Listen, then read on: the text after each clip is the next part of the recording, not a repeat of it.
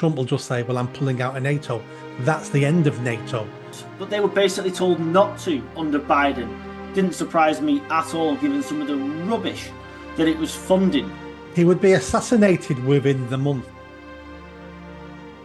Hi everybody, and welcome back to Nick Talks.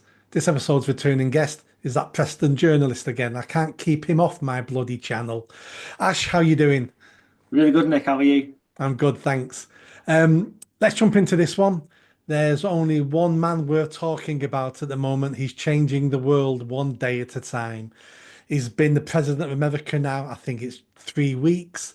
And I tell you what, Ash, what a 3 weeks that man is having.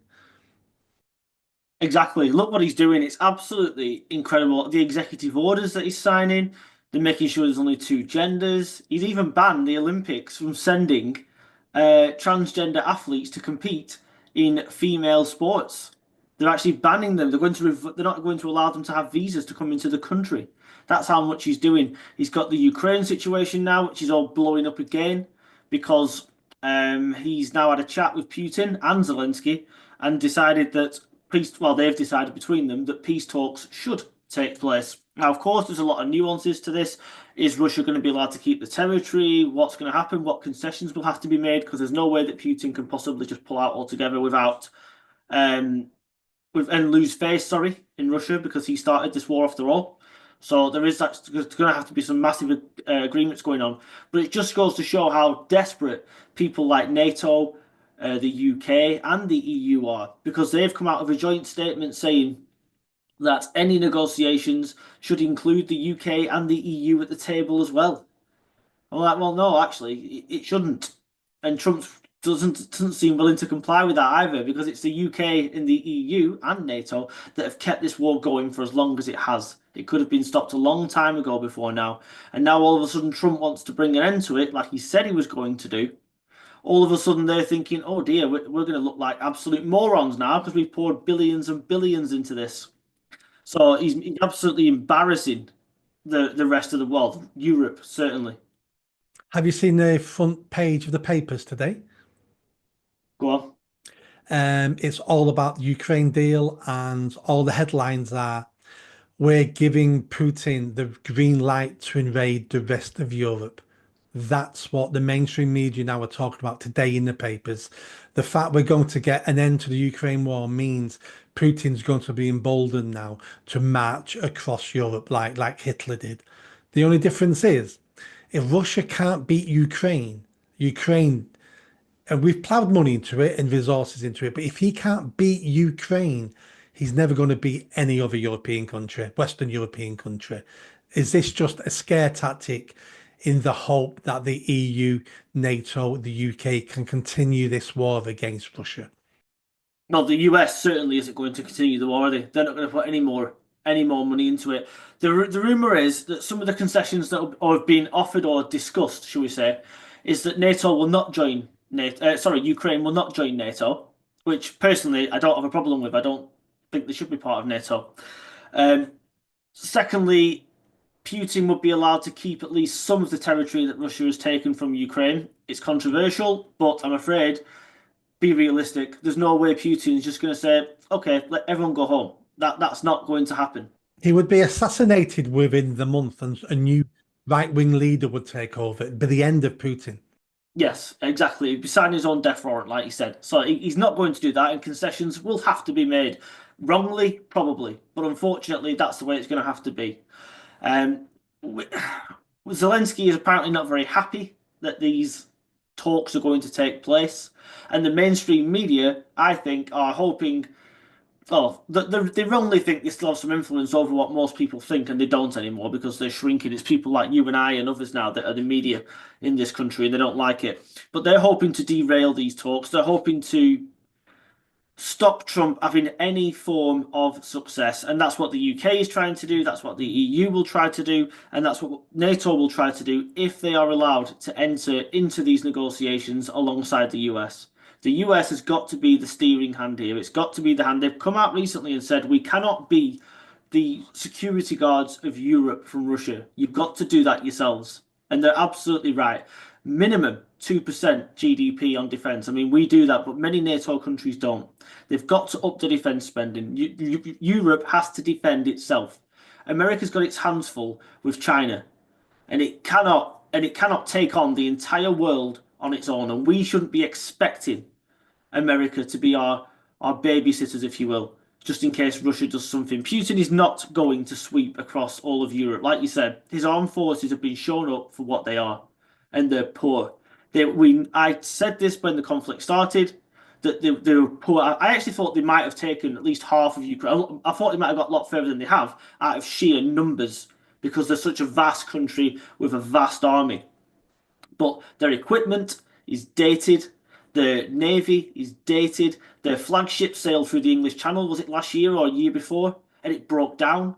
That's the state of the Russian navy. The air force isn't much better, and the ground troops are not working with 21st century kit. We are far smaller, but we have far better kit. And I accept, by the way, that the Russians have some serious weapons that aren't conventional, if you will. They have other weapons, they've got nukes, etc., which are extremely powerful and are 21st century kit. But as far as a battlefield army goes, they are not up to it. And Ukraine has proven that because Ukraine is an army of mostly civilians that have been what's the word conscripted to go and fight out there.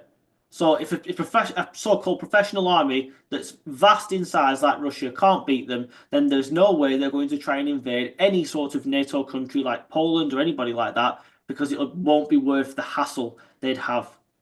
No, completely agree. I think Trump will get his way with this. NATO will end up doing as they're told by Trump because Trump will just say, "Well, I'm pulling out of NATO." That's the end of NATO. No, NATO is the US Army, and other forces. So he'll get his way with that, and everybody should be celebrating the end of the war. Let's look more domestic with Trump. He's doing some fantastic stuff in the US. Illegal immigration now has dropped by 93% in 3 weeks. 93% in 3 weeks. He's doing some fantastic stuff there. What's your take on that? But these, what's called ICE, isn't it? The immigration people in America and the border control they've got, they wanted to do their jobs, but they were basically told not to under Biden and Harris. It was just an open border allowing, I don't know how many people, some reckon it's up to 10 million to cross that border, yeah, during the time that Biden was in power. Trump has just said to them, do your damn jobs or you're going to get sacked. And that all of a sudden, we're seeing raids on houses, we're seeing people being flown home. As soon as countries like Colombia, and there was another one as well, there was a couple of them that refused to take back their illegal immigrants.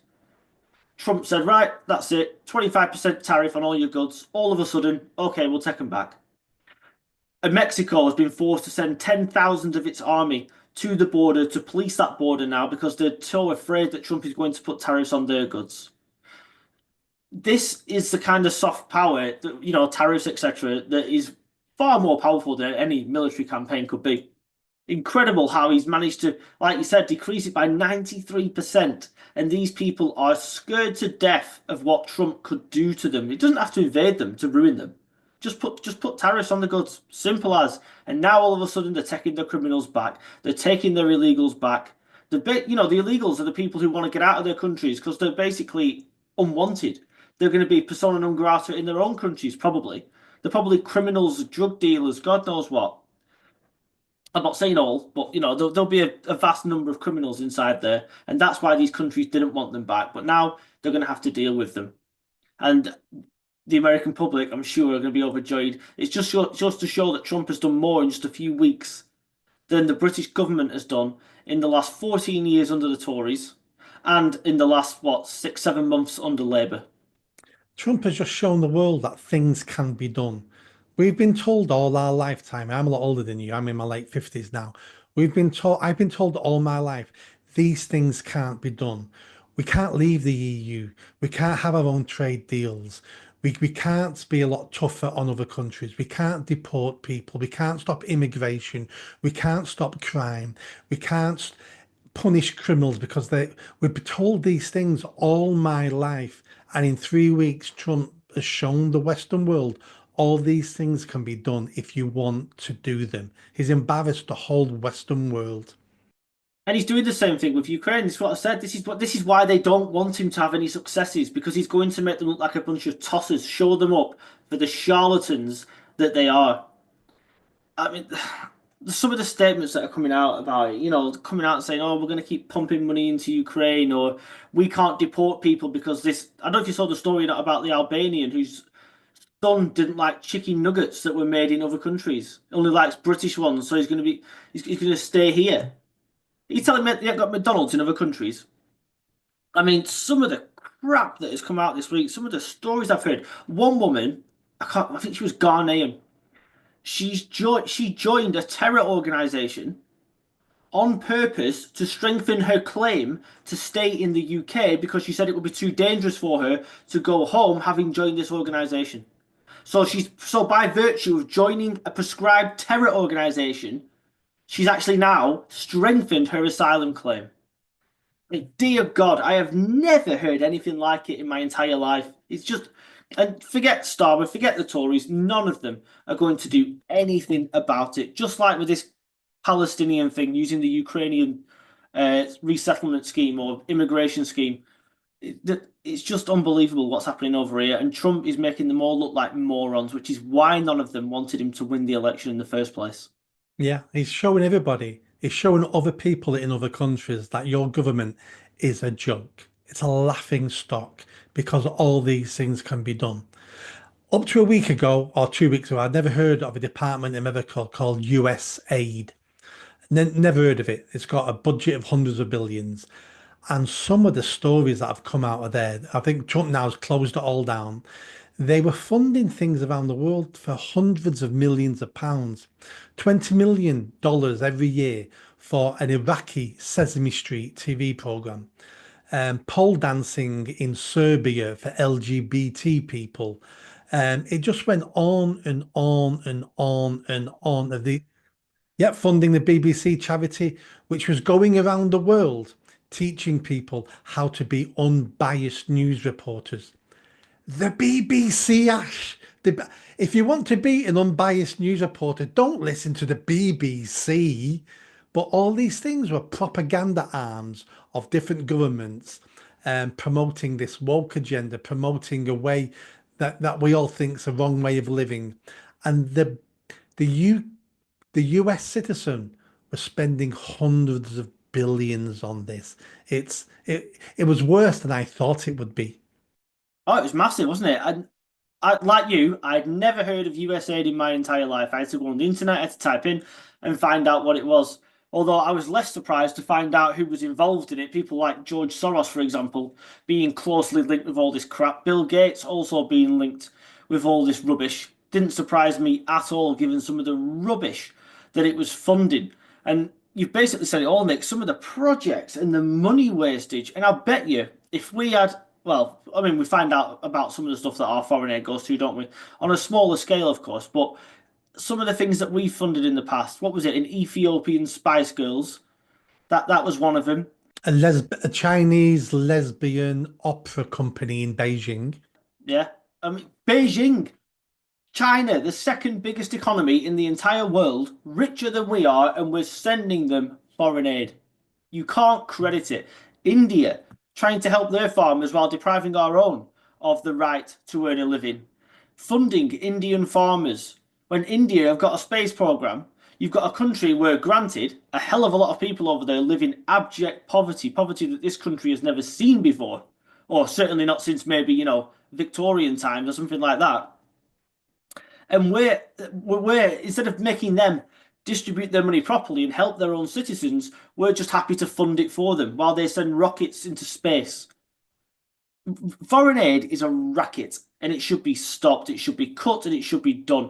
But unfortunately, these people, your Starmers, your Bidens, anyone like that, they're just so bothered, far more bothered, by the way, about looking good on the world stage than they care about their own countries, that they don't they'll never see this rubbish because they know that when they come out of office, or Starmer wants when he comes out of office, which won't be too long from now, he wants a job at the UN. He wants a job well, he's not going to get a job in the EU, is he? But he wants a job at the UN or something like that. Look at Tony Blair, for example. Globalist, knew he wanted a job when he got out of politics, started a war in the Middle East. Then he gets a job as a peace envoy in the Middle East. I mean, dear God, you couldn't make these people up. It's like some sort of satire, some comedy, if it wasn't so tragic.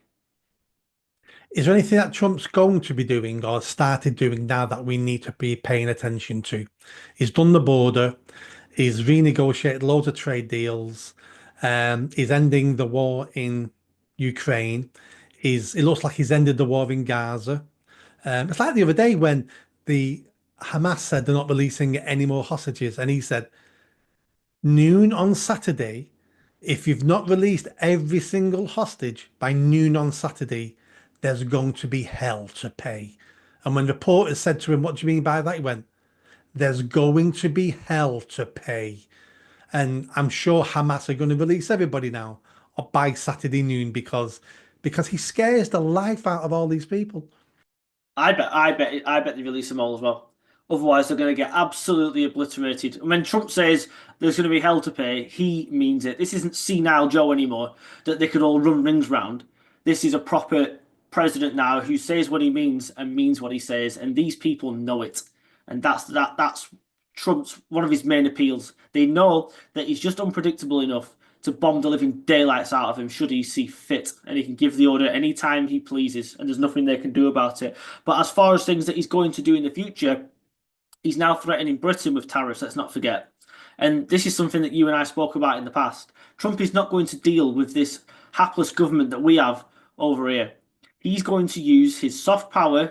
Of course, he's never going to, cut off diplomatic relations with the UK or anything, but he's going to use his soft power now to bend Starmer to his will and do exactly what he says. And he's threatening tariffs on steel and other products as well if we don't play ball with him. That will include the Ukraine deal. That will include the Chagos Islands deal. You do what I say, or I'm going to not bankrupt Britain, but I will certainly drag your economy even further down than what it already is because I'll slap tariffs on everything that you send to us. And fine, we can slap tariffs on American goods that come to us, but who's it going to hurt more? It's going to hurt us far more because the American economy is booming, whereas I mean, the one thing Biden, probably because he had nothing to do with it, I imagine, was the economy is doing pretty well in America and it's doing even better now Trump's in power.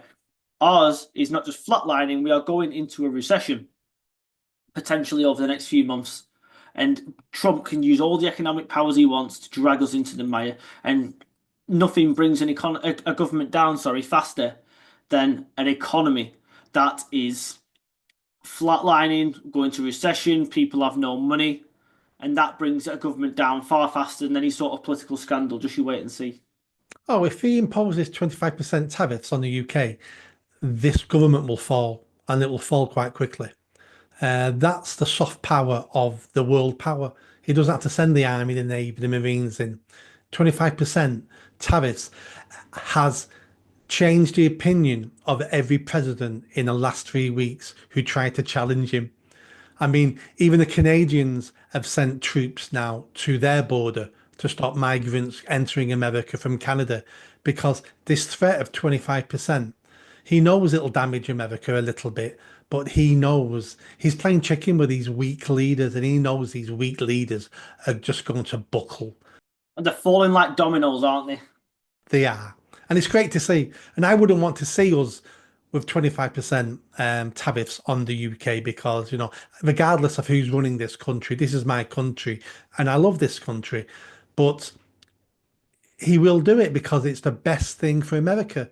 And isn't that what we want all leaders to do is put their country and their citizens first. A few decades ago, that would have sounded just pure common sense, but we've lost common sense around the world, especially in the West. And we've got an American president now, and that's his only aim. What's best for America? Yeah, and why shouldn't it be that way? They ever go at him, oh, he's populist, he's an isolationist. He said America first. He said it the first time round, and he said it this time round. I would love a politician. I mean, you kind of said that Reform are doing it a little bit. That would say Britain first. Britain, well, maybe not that connotation because it goes with that political party, doesn't it? But some words to that effect. that it's going to be British workers first, it's going to be British people first, whether it comes to benefits, education, NHS, housing, you name it. We're going to put all these people, and if you come over here, some waste and stray from all over the world, then you get on a plane back or you get no benefits whatsoever. It's bread and water until you get deported. And wouldn't that be such a fantastic thing to see? Putting our own people first. And that's what Trump's doing. And that's what these people don't like because they imagine this global utopia with no borders. Everyone just wanders freely in and out of each other's countries. That's what these lunatics actually think is possible. And I'm afraid Trump doesn't believe that. I don't believe that. And I don't think the rest of the world, well, the majority of the world believe that either. They don't. Is there any sign of Trump living up to his phrase of drill, baby, drill? Um, Nothing's physically happened yet, has it? But let's not forget, America was already an exporter of energy. Well, yeah, of energy, of fossil fuels before Trump even came to power. So he said that he's going to increase the drilling capacity in America, which I don't see any reason why he wouldn't do, because there's always mugs like us that are not using our own energy, our own fossil fuels, sorry, that we're surrounded by, and then we're having to buy it off the Americans anyway. So I'm absolutely certain that he will do that because America, you know what's American fuel prices now? Something like half of Britain's. The electric prices in America are six times cheaper than what we pay over here. Absolutely, The last stat I saw was for commercial energy, it's 25% of what we pay in this country. So their energy costs for businesses to produce stuff to run the businesses is 25% of what we pay.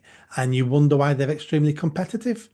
yeah. And why businesses are going over there? Why people are willing to go and work over there and set up new companies over there?